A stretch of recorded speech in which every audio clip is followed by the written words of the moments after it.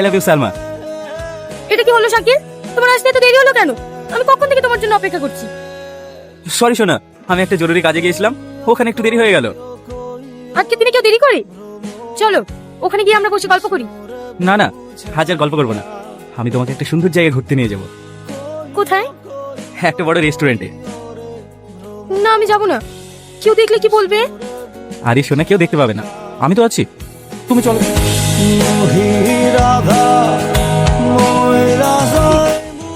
আমার অনেক মাথা ঘুরছে, আমাকে বাড়ি নিয়ে চলো।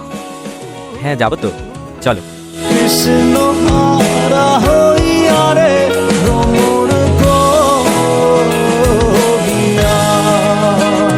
তোর সাথে এত কিছু হয়ে গেছে, তুই আমাদেরকে একটু কিছু জানাসনি। কি করে বলবো বলো মা? তোমাকে জানালে তুমি কষ্ট পাবে, গ্রামে ঝামেলা হবে, অনেক সমস্যা। ওই জন্য আমি আর কাউকে কিছু বলিনি। চলো আব্বা।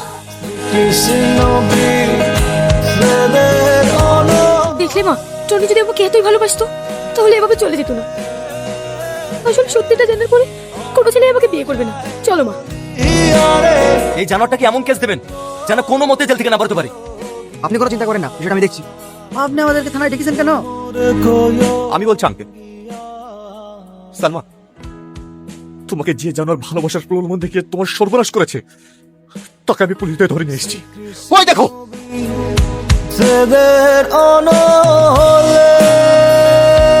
সালমা, তুমি আমাকে ক্ষমা করে দাও, আমি তোমার কাছে অনেক বড় ভুল করেছি।